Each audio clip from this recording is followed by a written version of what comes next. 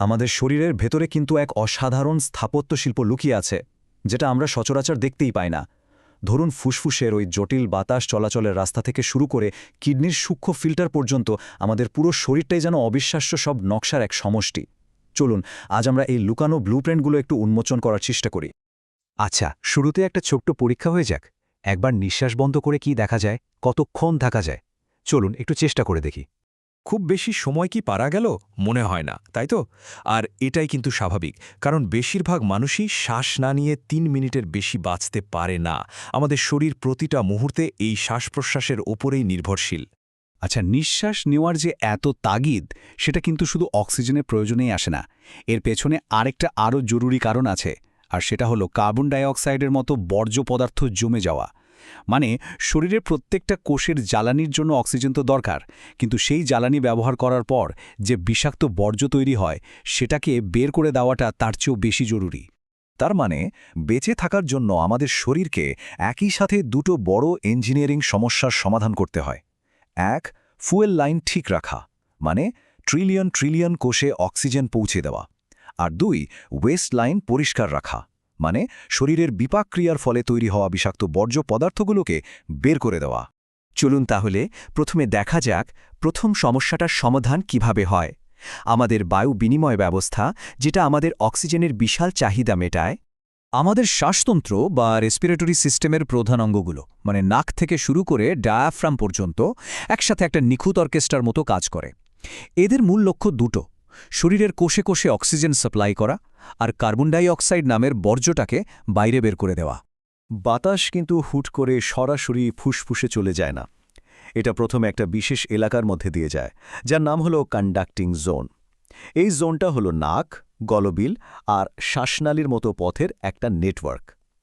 এর কাজ শুধু বাতাসকে বয়ে নিয়ে যাওয়া না, বরং ফুসফুসে পৌঁছানোর আগে বাতাসটাকে ঠিকঠাক মতো গরম, পরিষ্কার আর আর্দ্র করে তোলা। তো একটা শ্বাসের যাত্রাটা ঠিক কেমন হয়?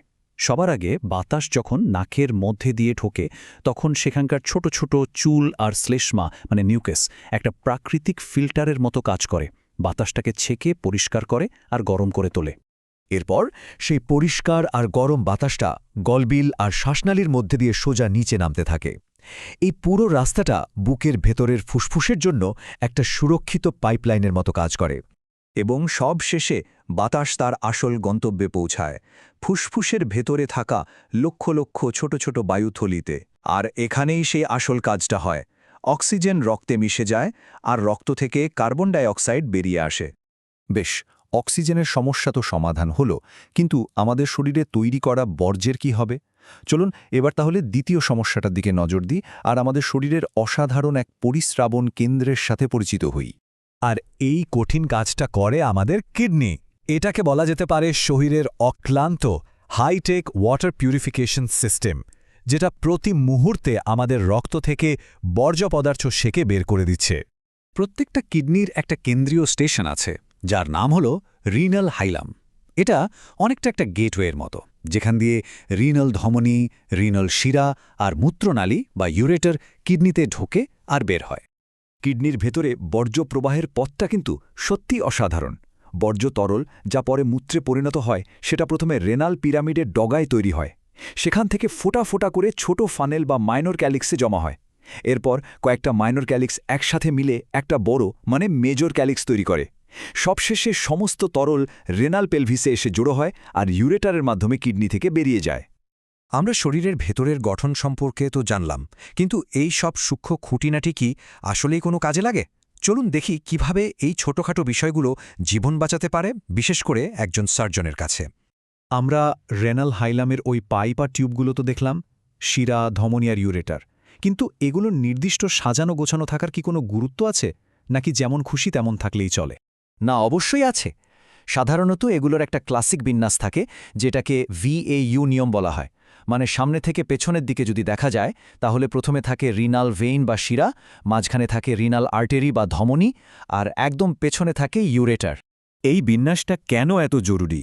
কারণ অপারেশন থিয়েটারে এই ম্যাপটা একজন সার্জনের জন্য সবকিছু।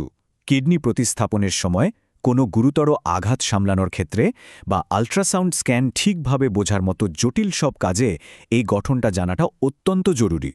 এই যে এত নিখুঁত একটা শিরাধমনী ইরেটরের বিন্যাস, এটা শুনে তো মনে হচ্ছে এটাই একটা স্ট্যান্ডার্ড বা পারফেক্ট ডিজাইন, তাই না?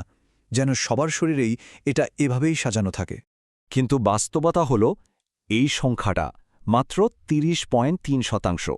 ভাবা যায় এই ক্লাসিক VAU বিন্যাসটা মাত্র 30.3% মানুষের মধ্যে পাওয়া যায়। তার মানে বাকি প্রায় 70% মানুষের শরীরেই এই গঠনটা অন্যরকম হতে পারে। আর এখানেই একজন সার্জনের অভিজ্ঞতা আর জ্ঞানের আসল পরীক্ষাটা হয়, কারণ প্রতিটা শরীরই একটা স্বতন্ত্র নকশা। এই পুরো বিষয়টা আমাদের একটা খুব গুরুত্বপূর্ণ কথা মনে করিয়ে দেয়, মানবদেহ চমৎকার এবং লুকানো নকশায় পরিপূর্ণ। আমরা যে বাতাস থেকে শ্বাস নিই কিংবা যে বর্জ্যটা ফিল্টার করি, সবকিছুই আসলে এক জটিল ব্লুপ্রিন্টের উপর ভিত্তি করে চলছে, যা আমরা খুব কমই দেখতে বা বুঝতে পারি। তাহলে শেষ প্রশ্নটা হল, এই মুহূর্তে এমন আর কোন কোন লুকানো নকশা আমাদের প্রত্যেককে জীবিত রাখছে?